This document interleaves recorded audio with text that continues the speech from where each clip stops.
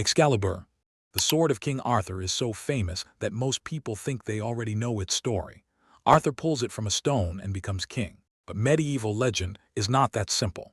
Arthur's story was rewritten for centuries, and different authors gave his sword different origins. In some versions, the weapon that proves his right to rule is drawn from the stone. In others, Excalibur is given to Arthur by a mysterious hand rising from a lake. Later retellings often brought these traditions together, until two swords became one in popular memory. Even its older name changed. Geoffrey of Monmouth called Arthur's sword Caliburn, and later French romances transformed it into the name we recognize today. Its power was not only in the blade. Excalibur represented the king's authority, while its scabbard could be even more valuable, because some stories said it protected its wearer from losing blood.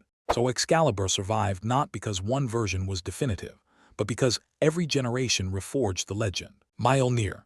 Long before superheroes, Thor's hammer was the great defense of gods and humans against the giants. According to the Prose Edda, the weapon was forged by dwarfs during a wager started by Loki. A fly interfered with their work, and the hammer emerged with an unusually short handle. It was still judged the greatest of their creations. Mjolnir could strike with overwhelming force, return to Thor after being thrown, and become small enough to carry beneath his clothing. In one surviving story, Thor smashes the stone head of the giant Hrungnir with a single collision. But the hammer was more than a weapon. Real silver pendants shaped like Mjolnir have been found from the Viking Age. They were probably worn for protection, and became especially visible during a period when Christianity was spreading through Scandinavia. One famous rule is missing from the old sources. Mjolnir did not wait for someone worthy. That enchantment belongs to Marvel, not Norse mythology. Kusanagi no Tsurugi. This is not simply a legendary Japanese sword. It is one of the three sacred treasures connected to the imperial throne. In the ancient tradition, the storm deity Susanoo kills the enormous eight-headed serpent Yamata no Orochi. Inside one of its tails, he discovers a remarkable sword and presents it to the sun goddess Amaterasu. The weapon later becomes associated with the warrior prince Yamato Takeru. One story tells that his enemies trapped him in burning grass. Using the sacred blade, he cut the grass around him and escaped. This episode became connected to the name Kusanagi, the grass cutter. The sword was eventually enshrined at Atsuta Jingu, where the shrine's tradition has been preserved for nearly 2,000 years. It remains one of Japan's imperial regalia, together with a mirror and a jewel. But the sacred object is not publicly displayed. Images claiming to show the real Kusanagi should therefore be treated with suspicion. Its legend is not about a samurai collecting a powerful katana. It is about divine ancestry, survival, and the authority of an imperial institution. Gáe Bolg, the most terrifying weapon of the Irish hero Cuchulainn, was not famous for winning a glorious battle. It was famous for ending a friendship. In the Táin Bó Cúailnge, an invading army is repeatedly stopped by Cuchulainn in single combat. Eventually, Queen Medb sends Ferdiad against him, a warrior who had trained beside Cuchulainn and knew many of the same techniques. They fight at a river ford for days. Their weapons change, their wounds multiply, and neither man can easily defeat the other. Then Cuchulainn calls for the Gáe Bolg. In one translation, the spear is prepared in the stream and cast from between the toes. It enters as a single point, but 30 barbs open inside the body, making it impossible to remove without cutting the flesh around it. Ferdiad dies, and Cuchulainn does not celebrate. He mourns the man he was forced to kill. Different texts spell and explain the weapon differently, but its lasting power comes from the same cruel idea.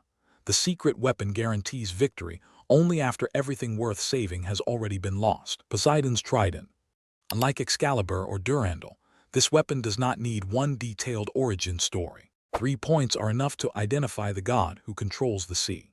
Ancient Greek coins and painted vessels repeatedly show Poseidon holding or throwing a trident. It became the visual signature of a deity associated not only with waves, but also with horses and earthquakes. One of its most famous appearances comes from the contest for Athens. Poseidon struck the Acropolis with his trident and produced a sign of his power, remembered as a spring or well of salt water.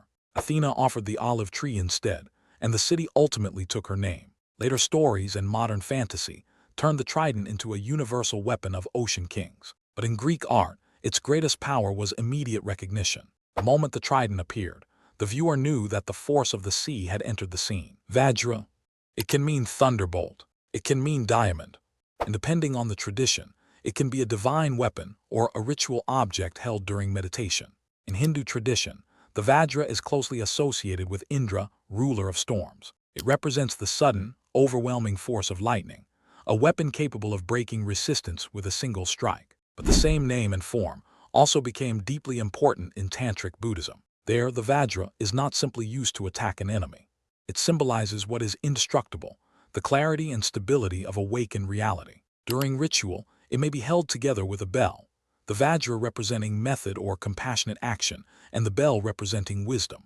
Historical Vajra survive in museum collections. Some have symmetrical prongs around a central axis, turning the idea of lightning into a precisely crafted metal object.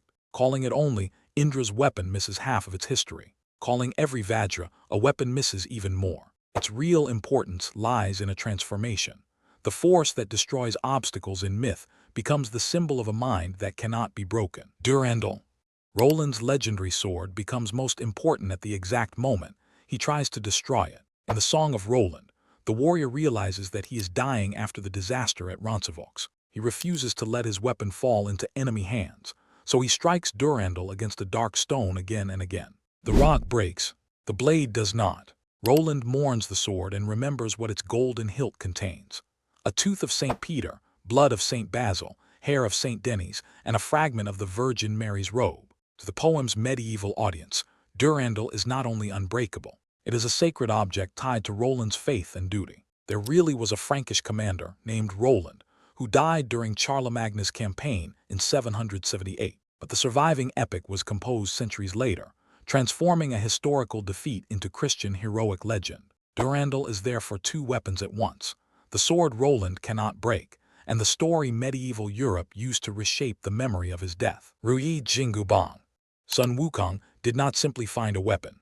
He found a pillar of iron that almost no one else could move. In Chapter 3 of the 16th century novel Journey to the West, the Monkey King enters the underwater palace of the Dragon King.